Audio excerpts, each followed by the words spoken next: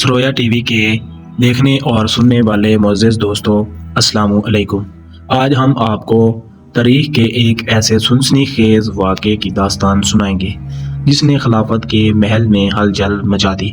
جب ایک خوبصورت لڑکی کا پر اسرار اغوا ہوا، حبشیوں کے قبیلے نے دیوتا کی آڑ میں مکروہ کھیل کھیلا اور سلطان صلاح الدین ایوبی پر الزام کی تلوار لٹکنے لگی کہ یہ واقعی سلطان ایوبی کا کام تھا یا ایک بڑی سازش کا حصہ تھا۔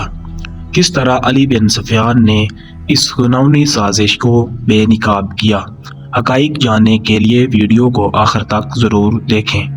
چلتے ہیں اس دور کی اس حیرت انگیز اور چونکا دینے والی داستان کی طرف۔ سلطان ایوبی خلافت کی تیش پرست گدی کو اس ڈر سے نہیں چھیڑنا چاہتا تھا کہ خلافت کے متعلق کچھ لوگ جذباتی تھے اور کچھ حامی تھے۔ ان میں خوشامدی ٹولوں کی اکثریت تھی۔ اس میں اکثریت وہ بھی تھی جو اعلیٰ حکام تھے، جو مصر کی امارت کی توقع لگائے بیٹھے تھے، مگر یہ حیثیت سلطان صلاح الدین ایوبی کو مل گئی۔ سلطان ایوبی ان حالات میں جہاں ملک جاسوسوں اور غداروں سے بھرا پڑا تھا اور صلیبیوں کے جوابی حملے کا بھی خطرہ تھا، ان اعلیٰ اور ادنیٰ حکام کو اپنا دشمن نہیں بنانا چاہتا تھا جو خلافت کے شوقین تھے۔ مگر جون 1181 کے ایک روز جب خلیفہ نے سلطان کو بلایا تو اس نے جانے سے صاف انکار کر دیا۔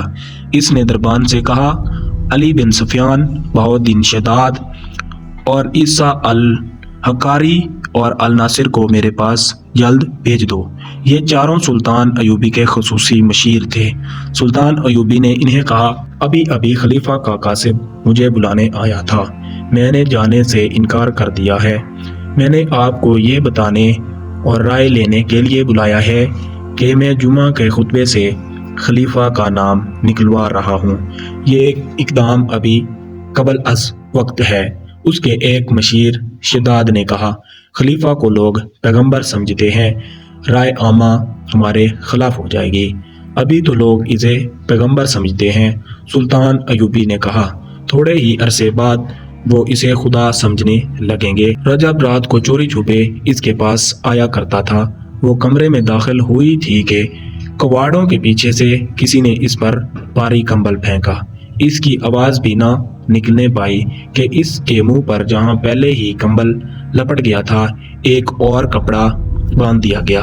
اسے کسی نے کندھوں پر ڈال لیا اور کمرے سے نکل گیا۔ یہ دو آدمی تھے جو محل کی بھول بھلیوں اور راستوں سے واقف تھے۔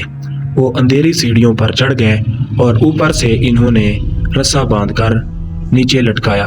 لڑکی کو کندھوں پر ڈالے ہوئے وہ ایک آدمی رسے سے نیچے اتر گیا، اس کے پیچھے دوسرا اترا اور دونوں اندھیرے میں غائب ہو گئے۔ کچھ دور 4 گھوڑے کھڑے تھے اور ان کے پاس ان کے 2 ساتھی آدمی بیٹھے تھے۔ انہوں نے اپنے ساتھیوں کو اندھیرے میں آتے دیکھا اور یہ بھی دیکھ لیا کہ ایک نے کندھے پر کچھ اٹھایا ہوا ہے۔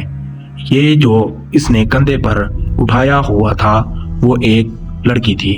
وہ گھوڑوں کے آگے لے گئے، سب گھوڑوں پر سوار ہو گئے۔ ایک سوار نے لڑکی کو اپنے آگے ڈال لیا۔ ان میں سے کسی نے کہا، گھوڑوں کو ابھی دوڑانا نہیں ہے، گھوڑوں کی آواز سے شہر جاگ جائے گا، گھوڑوں کو آہستہ آہستہ جانے دو۔ اور وہ یوں شہر سے باہر نکل گئے۔ یہ صلاح الدین ایوبی کا کام لگتا ہے، امیر مصر کے سوا ایسی اور کوئی جرأت نہیں کر سکتا، اس کے سوا اور ہو ہی کون سکتا ہے۔ کسرے خلافت میں یہی شور و غل تھا کہ آرارہ کو سلطان صلاح الدین ایوبی نے اغوا کرایا ہے۔ رجب واپس آ گیا تھا۔ محل کے کونے کونے کی تلاشی لی گئی۔ محافظ دستہ کمانداروں کے عتاب کا نشانہ بنا ہوا تھا۔ خود کماندار بھی سپاہیوں کی طرح تھر تھر کانپ رہا تھا۔ ایک لڑکی کا اغوا معمولی واردات نہیں تھی، اور لڑکی بھی ایسی جسے خلیفہ حرم کا ہیرا سمجھتا تھا۔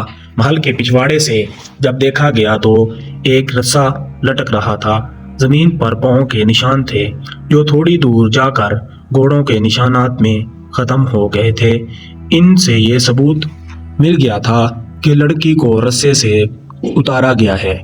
इस शक का इजहार भी किया गया था कि लड़की अपनी मर्जी से किसी के साथ गई है। खलीफा ने इस शक को मुस्तरद कर दिया।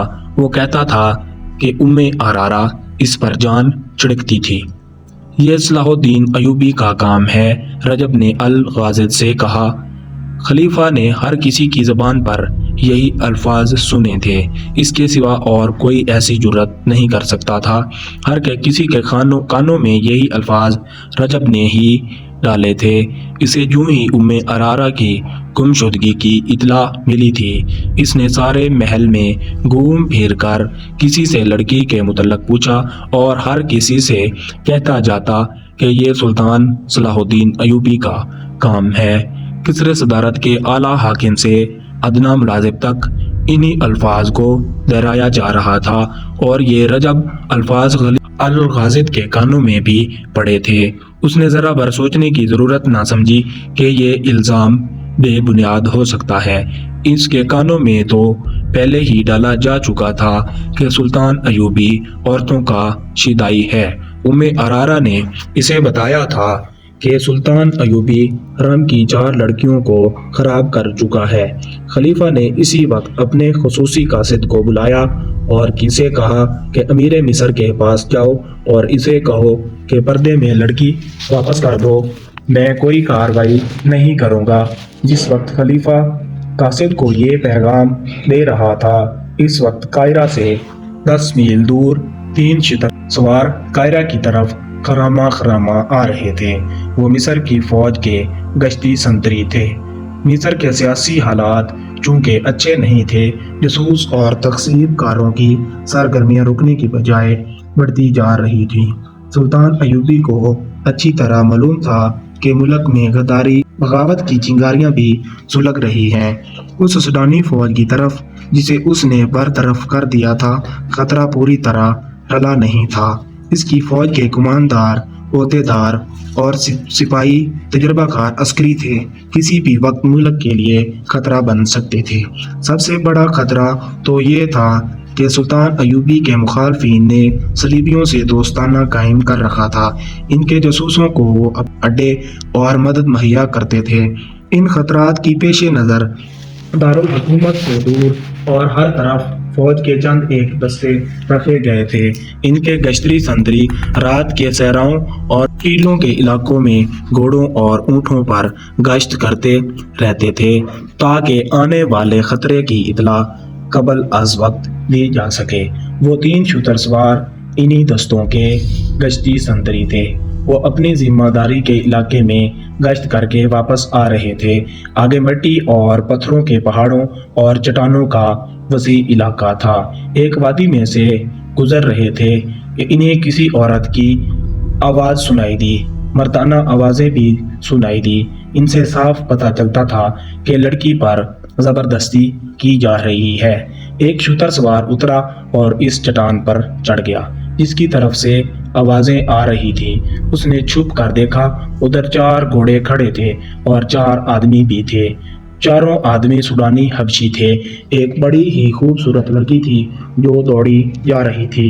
एक हबशी ने इसे पकड़ लिया और इसे बाजुओं में दबोच कर उठा लिया और इसे अपने साथियों के दरमियान खड़ा करके इसके सामने घुटनों के बिल हो गया। इसने अपने सीने पर हाथ बांधकर कहा, तुम मुकद्दस लड़की हो, अपने आप को तकलीफ में डालकर हमें गुनाहगार न करो। देवताओं का कहर हमें जला डालेगा या हमें पत्थर बना देगा।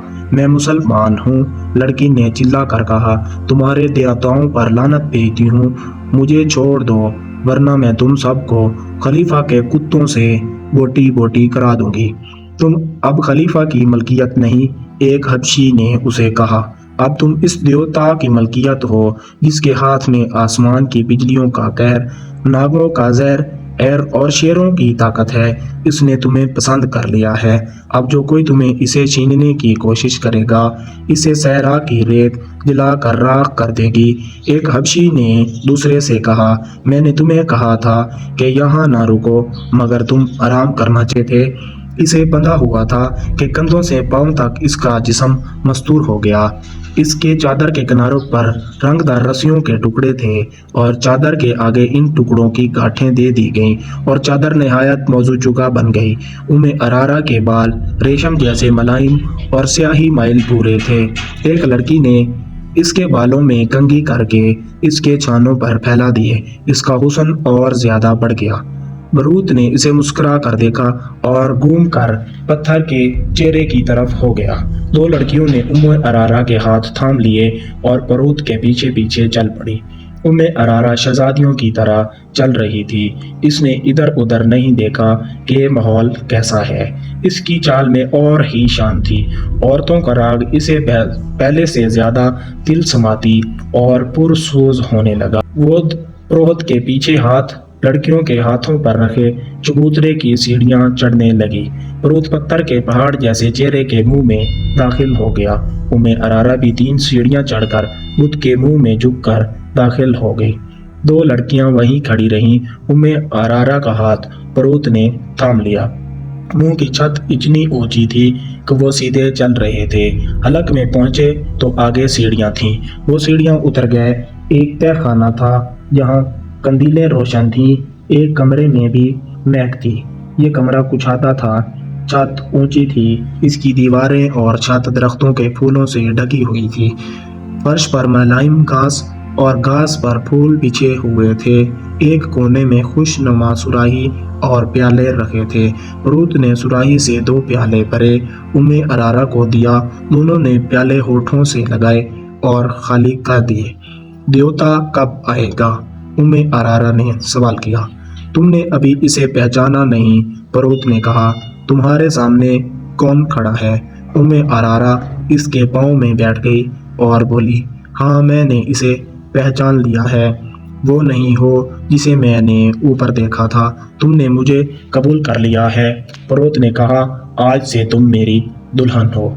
मैं आपको और कुछ नहीं बता सकता। मेरे बाप ने मुझे बताया था कि बरूत को लड़की फूल सुंघाता है, जिसकी खुशबू से लड़की के ज़हन से निकल जाता है कि वो क्या थी, कहाँ से आई है और किस तरह लाई गई है।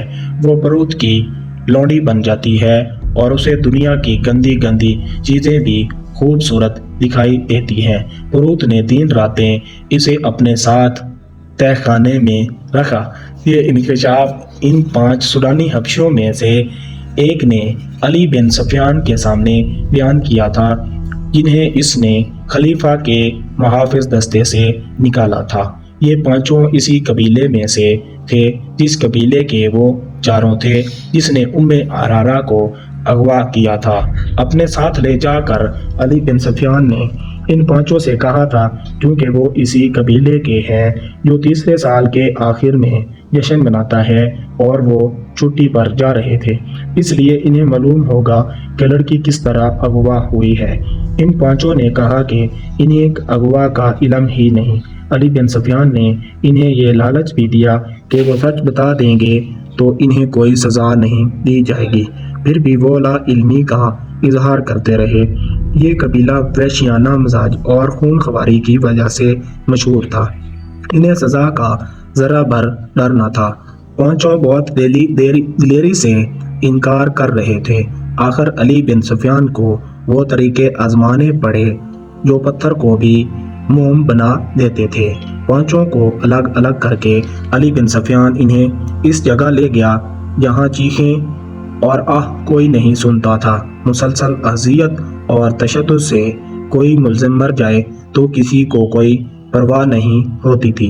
ये 5 सूडानी बड़े ही सख्त जान मालूम होते थे। वो रात भर अजियत सहते रहे। अली बिन सफियान रात भर जागता रहा। आखिरकार इन्हें इस इम्तिहान में डाला गया कि जो आखिरी हरबा समझा जाता था ये था शिकंजा। बड़े बड़े पहियों पर मुल्जिम को उल्टा लटाकर हाथ रस्सियों से बांध दिए जाते और चक्कर के साथ इन्हें घुमाया जाता और पांव टखनों से रस्सियां डालकर फर्श में गाड़े हुए कीलों से कस दिए जाते थे। पहिए को जरा सा आगे चलाया जाता था तो मुल्जिम के बाजू कंधों और टांगों से अलग होने लगते थे। बाज़ औक़ात मुल्जिम को खींचकर پہیے کو ایک جگہ روک لیا جاتا تھا۔ اذیت کا یہ طریقہ ملزموں کو بے ہوش کر دیتا تھا۔ صبح کے وقت ایک ادھیڑ عمر حبشی نے علی بن سفیان سے کہا، میں سب کچھ جانتا ہوں لیکن دیوتا کے ڈر سے نہیں بتایا۔ دیوتا مجھے بہت بری موت ماریں گے۔ کیا اس سے بڑھ کر کوئی اور بری موت ہو سکتی ہے جو میں تمہیں دے رہا ہوں؟ علی بن سفیان نے کہا، اگر تمہارے دیوتا سچے ہوتے تو وہ تمہیں اس شکنجے سے نکال نہ لیتے۔ اگر مرنے سے ڈرتے ہو تو موت یہاں بھی موجود ہے۔ تم بات کرو، میرے ہاتھ میں ایک ایسا دیوتا ہے جو تمہارے دیوتاؤں سے بچا لے گا۔ یہ سوڈانی حبشی کئی بار بے ہوش ہو چکا تھا۔ اسے دیوتا نے موت صاف نظر آ رہی تھی۔ علی بن سفیان نے اس کی زبان کھول لی۔ اسے شکنجے سے کھول کر کھلایا اور پلایا گیا اور آرام سے لٹا دیا۔ اس نے اعتراف کیا کہ ارارہ کو ان کے قبیلے کے 4 آدمیوں نے اغوا کیا ہے۔ وہ چاروں چھٹی پر چلے گئے تھے۔ انہوں نے اغوا کی رات اور وقت بتا دیا تھا۔ یہ 5 حبشی جو علی بن سفیان کے قبضے میں تھے اس رات پہرے پر تھے۔ اغوا کرنے والوں میں سے 2 کو اندر آنا تھا۔ انہیں بڑے دروازے سے داخل کرنے کا انتظام انہوں نے کیا تھا اور انہیں اغوا اور فرار میں پوری مدد تھی۔ اس نے بتایا کہ اس لڑکی کو دیوتا کی قربان گاہ پر قربان کیا جائے گا۔ ہر 3 سال بعد ان کا قبیلہ 4 روزہ جشن مناتا ہے، لیکن لڑکی اپنے قبیلے کی نہیں ہوتی۔ شرط یہ ہے کہ لڑکی غیر ملکی ہو، سفید رنگ کی ہو، اونچے درجے کی ہونی چاہیے اور اتنی خوبصورت ہو کہ لوگ دیکھ کر ٹھٹک جائیں۔ تو اس کا مطلب یہ ہے کہ ہر 3 سال بعد تمہارا قبیلہ باہر سے ایک خوبصورت لڑکی اغوا کر کے لاتا ہے۔ علی بن سفیان نے پوچھا، نہیں یہ غلط ہے؟ سوڈانی حبشی نے جواب دیا، 3 سال بعد صرف میلہ لگتا ہے۔ لڑکی کی قربانی 5 میلوں کے بعد یعنی ہر 15 سال بعد دی جاتی ہے۔ مشہور یہی تھا کہ ہر 3 سال بعد لڑکی قربان کی جاتی ہے۔ اس نے اپنے باپ کے حوالے سے وہ جگہ بتائی جہاں قربانی دی جاتی تھی۔ پروت کو وہ دیوتا کا بیٹا کہتا تھا جہاں میلہ لگتا تھا۔ اس سے 1.5 میل جتنی دور ایک پہاڑی علاقہ تھا جہاں جنگل بھی تھا۔ یہ علاقہ زیادہ وسیع اور کھلا تھا۔ اس کے متعلق مشہور تھا کہ وہاں کے دیوتا رہتے ہیں اور ان کی خدمت کے لیے جن اور پریاں بھی رہتی ہیں۔ لوگ اس لیے یہ بات مانتے تھے کہ ہر طرف صحرا اور اس میں جزیرے کی طرح کچھ علاقہ پہاڑی اور سرسبز تھا۔ قدرت کا ایک عجوبہ تھا کہ یہ دیوتاؤں کا مسکن تھا۔ اس علاقے میں فرعونوں کے وقتوں کے کھنڈر تھے۔ وہاں ایک جھیل بھی تھی جس میں چھوٹے مگرمچھ رہتے تھے۔ قبیلے کا کوئی آدمی سنگین جرم کرے تو اسے پروت کے حوالے کر دیا جاتا تھا۔ پروت اسے زندہ جھیل میں پھینک دیتا تھا جہاں مگرمچھ اسے کھا جاتے تھے۔ پروت انہی کھنڈروں میں رہتا تھا۔ وہاں ایک بہت بڑا پتھر اور پتھر کا بنا ہوا سر تھا جس میں دیوتا رہتا تھا۔ ہر 15 سال کے آخری دنوں میں باہر سے ایک لڑکی اغوا کر کے لائی جاتی تھی جو پروت کے حوالے کر دی جاتی تھی۔ پروت لڑکی کو ایک پھول سونگھاتا تھا جس کی خوشبو سے لڑکی کا ذہن نکل جاتا تھا کہ وہ کیا تھی اور کہاں سے آئی تھی اور اسے کون لایا تھا۔ اس پھول میں کوئی نشہ آور بدبو ڈالی جاتی تھی جس کے اثر سے وہ پروت کو دیوتا اور اپنا خامن سمجھ لیتی تھی۔ اسے وہاں کی گندی چیزیں بھی خوبصورت دکھائی دیتی تھی۔ لڑکی کی قربانی انہی کھنڈرات میں دی جاتی تھی۔ لڑکی کو پروت کھانے میں اپنے ساتھ رکھتا تھا۔ اس جگہ پر 4 مرد اور 400 خوبصورت لڑکیاں رہتی تھیں۔ ان کے سوا اور کسی کو پہاڑوں کے اندر جانے کی اجازت نہیں تھی۔ لڑکی کو جب قربان گاہ پر لایا جاتا تھا تو اسے احساس ہی نہیں ہوتا تھا کہ اس کی گردن کاٹ دی جائے گی۔ وہ فخر اور خوشی سے مرتی تھی۔ اس کا دھڑ مگرمچھوں کی جھیل میں پھینک دیا جاتا اور بال کاٹ کر قبیلے کے ہر گھر میں تقسیم کر دیے جاتے۔ ان بالوں کو مقدس سمجھا جاتا۔ لڑکی کا سر خشک ہونے کے لیے رکھ دیا جاتا۔ جب گوشت ختم ہو کر صرف کھوپڑی رہ جاتی تو اسے ایک غار میں رکھ دیا جاتا تھا۔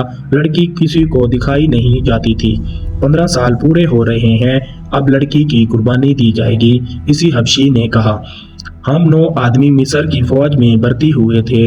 ہمیں چونکہ نڈر اور وحشی سمجھا جاتا ہے، اس لیے ہمیں خلیفہ کے محافظ دستے کے لیے منتخب کر لیا گیا۔ 2 مہینے گزرے ہیں، ہم نے اس لڑکی کو دیکھا۔ ایسی خوبصورت لڑکی ہم نے کبھی نہیں دیکھی تھی۔